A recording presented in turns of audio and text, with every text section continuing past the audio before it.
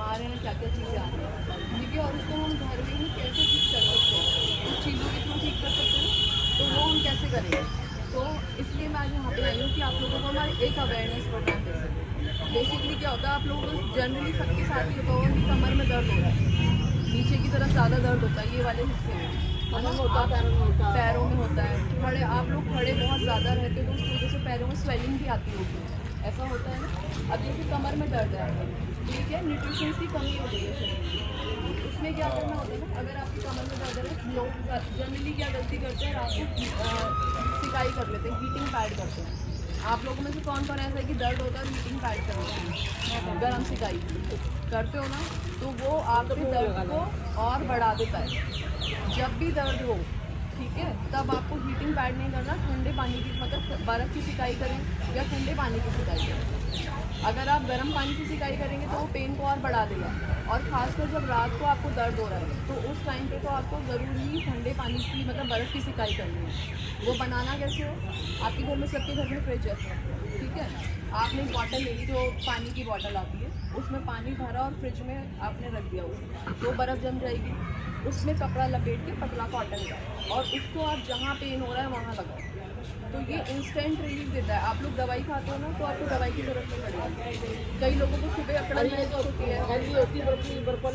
है, वो भी लगा सकते हो, वो भी लगा सकते हो। लेकिन कई लोग क्या है कि नहीं खरीदना चाहते, तो आप उसके लिए क्या करोगे, सिर्फ ठंडे पानी की,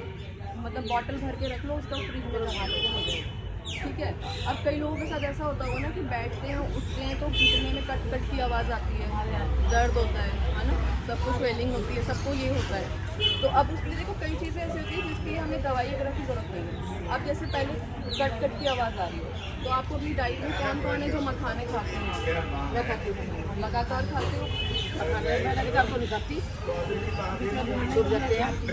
देखो एक है आपने चलते फिरते कभी भी खा लिया, चलते फिरते हमने कभी भी लिया और एक खा लिया, उसको हम मेडिसिन की तरह काम नहीं करेंगे, वो हमने सिर्फ मखाने खाए। लेकिन हमें क्या करना है, सुबह खाली पेट, मतलब एक पेट तो नहीं, मतलब तो वो आपको असर नहीं कर रहा ना, वो आपको फायदा नहीं करेगा, बस आपने मखाने ही खाए। लेकिन अगर आप उसे खाली पेट खाओगे तो वो आपको एक दवाई की तरह काम करेगा।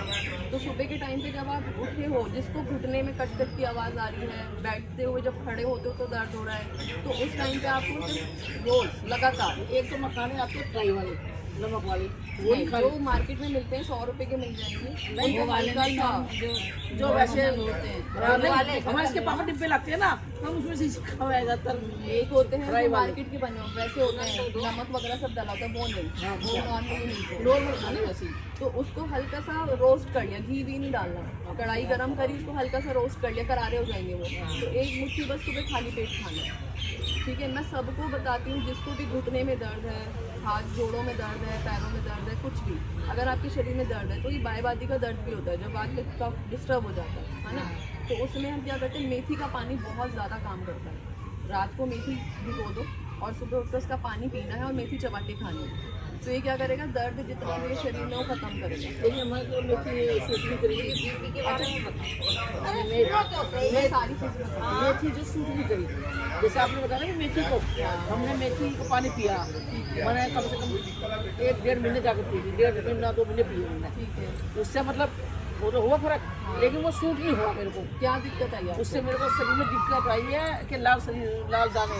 गर्मी ज़्यादा है, इसका मतलब पित्त ज़्यादा बढ़ा हुआ है। तो आप उसमें ना एक कंडीशन ये होती है कि आप क्या करो, सफ़ेद तिल लाते हैं, सफ़ेद तिल भी बहुत आसानी से मिल जाते हैं, तो सफ़ेद तिल रात को भिगो दो, कांच के गिलास में भिगोने, स्टील के गिलास में नहीं भिगोने, और उसको कांच के गिलास में भिगो के सुबह तक का पानी पियो, तिल चबा के खा लो, तो वो क्या करता है, वो